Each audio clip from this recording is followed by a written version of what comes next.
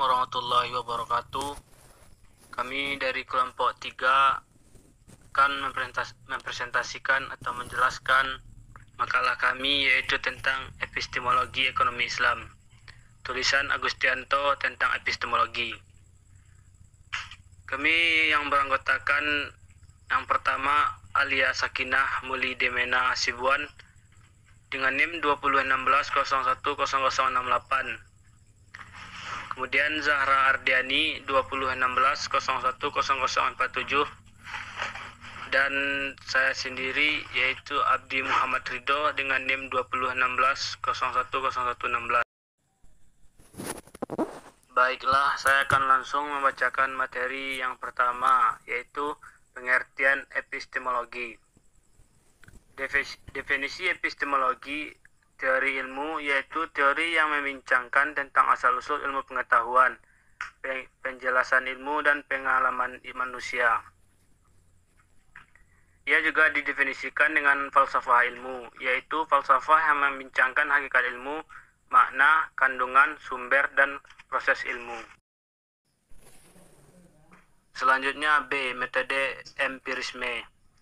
Asal kata empirisme yaitu berasal dari bahasa Yunani empria, pengalaman. Empirisme adalah paham yang menekankan pengalaman sebagai sumber utama pengetahuan manusia, pengalaman pemegang otoritas terakhir dalam penentuan kebenaran.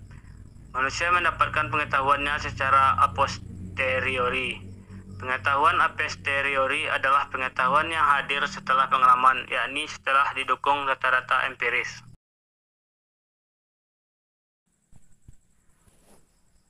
Cara berpikir ideal untuk mendapatkan pengetahuan adalah induktif. Dalam logika induktif, berdasarkan hal-hal yang khusus, kita menarik kesimpulan yang umum. Kesimpulan ini harus dibuktikan dengan pengalaman empiris. Contoh, Anda mengenal Rina, anak Pak Sastro, cantik dan berprestasi.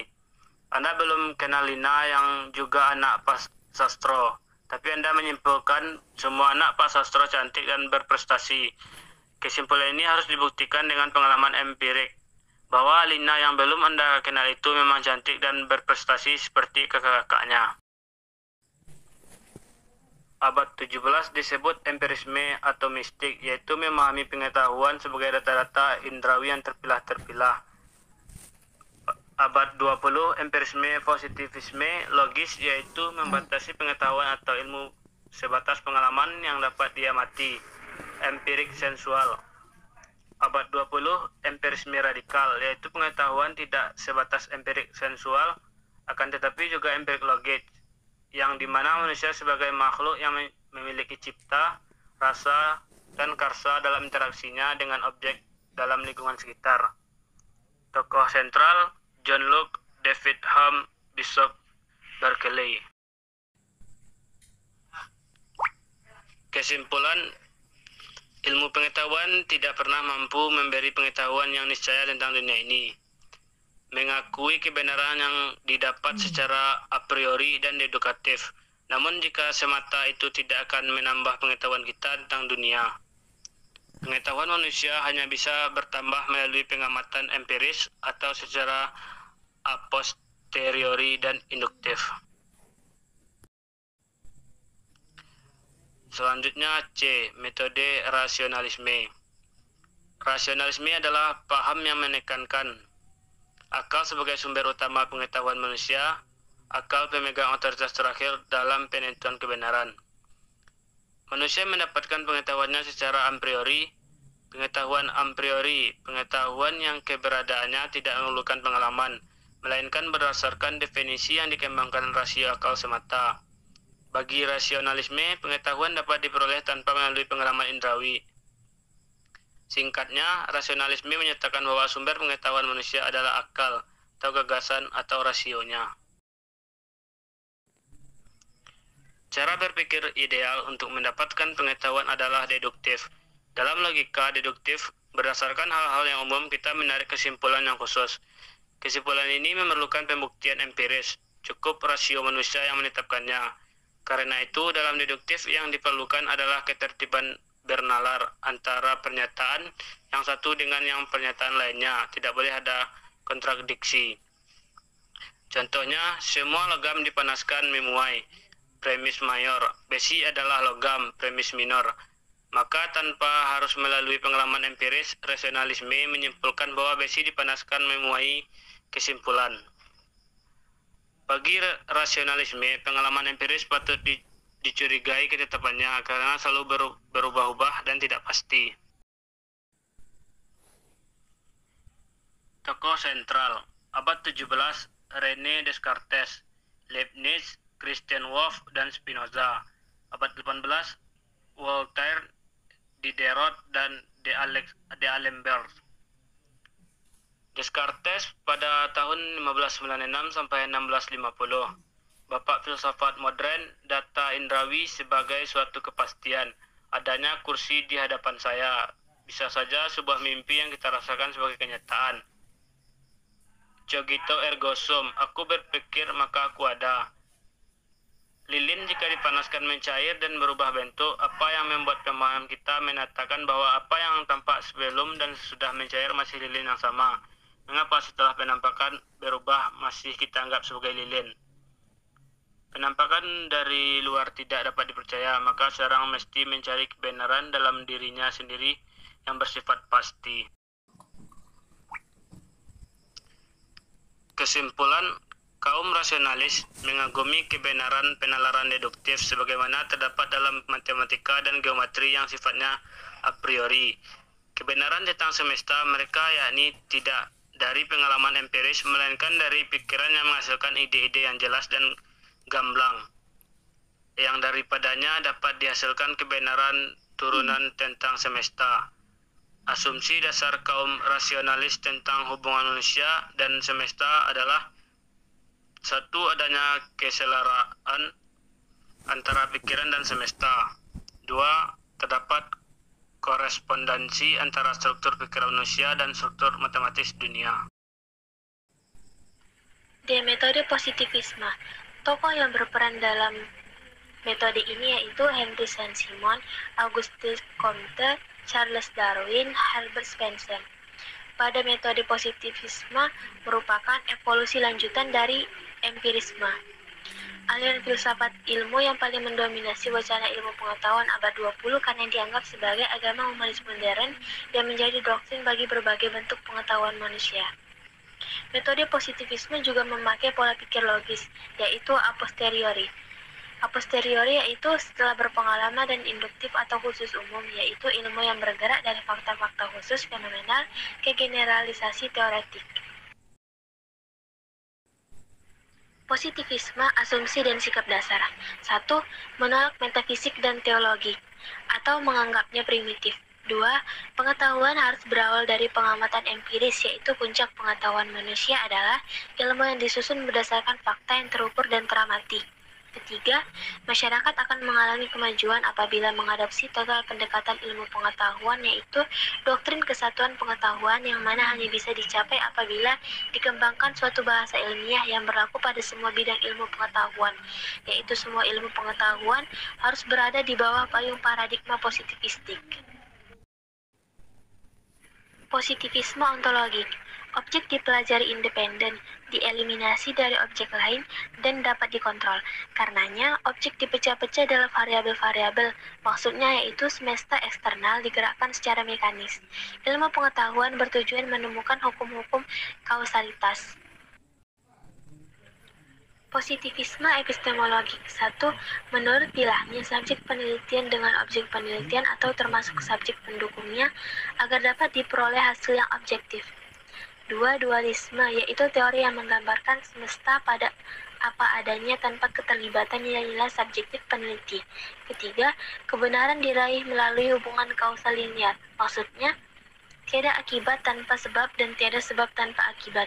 Sesuatu itu benar bila ada korespondensi atau isomorfisme antara pernyataan atau verbal atau matematik dengan realitas empirik sensual atau tertangkap indera. Positivisme aksiologik. 1. Menuntut agar penelitian bebas nilai dengan mengejar objektivitas agar dapat ditampilkan prediksi atau hukum yang keberlakuannya bebas waktu dan tempat. 2.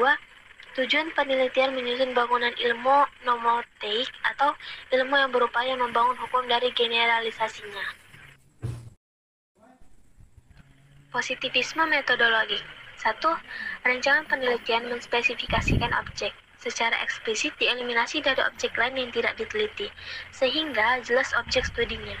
Kedua, kerangka teori dirumuskan sespesifik mungkin, menolak ulasan meluas yang tidak langsung relevan, yaitu dengan menurunkan hipotesis atau problematik penelitian, instrumentasi pengumpulan data dan teknik samping, serta teknik analisisnya. Berikut rancangan metodologi lain seperti batas signifikasi, teknik penyesuaian bila ada kekurangan atau kekeliruan data, administrasi, analisis, dan semacamnya. Positivisme metodologi.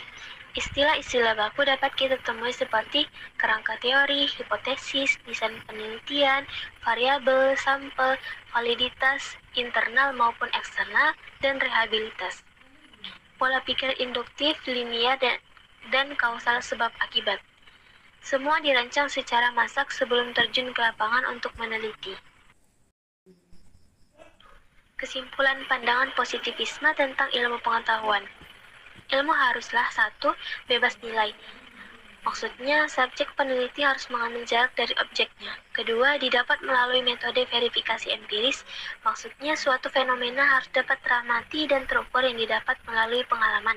Ketiga, tersusun sistematis dalam rangkaian sebab akibat, yaitu semua fenomena alam bersifat mekanis dan deterministis, yaitu sebuah gejala atau fenomena adalah akibat dari sesuatu.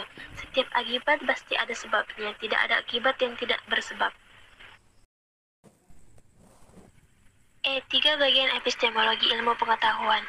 Observasi, dedukasi, dan induksi. 1. Observasi. Observasi ialah upaya untuk melihat, mengamati, dan mengevaluasi kenyataan yang ada, kemudian menetapkan asumsi, klasifikasi, abstraksi, hakikat, tipe, ideal dengan menunjukkan generalisasi. Kedua, deduksi. Deduksi ialah membicarakan cara-cara untuk mencapai kesimpulan-kesimpulan bila lebih dahulu telah diajukan pertanyaan-pertanyaan mengenai semua atau sejumlah ini di antara suatu kelompok sesuatu. Ketiga, induksi ialah membicarakan tentang penarikan kesimpulan dari pernyataan-pernyataan kasus. Selanjutnya, pengertian epistemologi Islam. Definisi epistemologi Islam yaitu teori atau falsafah yang membincangkan tentang ilmu berdasarkan ajaran Islam. Kemudian ia bukan saja bersifat falsafah, malah ia merupakan tindak balas terhadap persoalan hidup manusia, kekeluargaan, kemasyarakatan, dan kenegaraan yang merangkumi hidup di dunia dan akhirat. Selanjutnya, teori ilmu dalam Islam menjadi garis panduan tentang apa yang kita perlu, boleh, dan tidak boleh diketahui.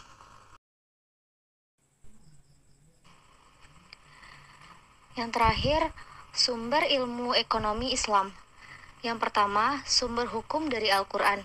Kedua, sumber hukum dari hadis dan as-sunnah. Yang ketiga, sumber hukum dari ijma'. Yang keempat, ijtihad dan qiyas. Yang kelima, maslahah dan mursalah. Maslahah mursalah itu adalah sesuatu kejadian oleh syara' atau ijma'. Tidak ada penetapan hukumnya, dan tidak ada ilat yang menjadi dasar bagi syara' untuk menetapkan satu hukum. Tetapi ada pula sesuatu yang munasabah untuk kemaslahatan dan kebaikan umum. Dan yang terakhir, ada istishab dan istisan. Itu secara bahasa, pengertian istishab berasal dari kata suhbah yang artinya adalah menyertai atau menemani, mencari segala hal yang terdapat hubungannya dan mengakui adanya perkawinan. Lalu secara istilah yaitu menetapkan sesuatu yang berdasarkan keadaan sebelumnya. Dan yang terakhir ada urf. Hanya itu. Sekian, terima kasih. Assalamualaikum warahmatullahi wabarakatuh.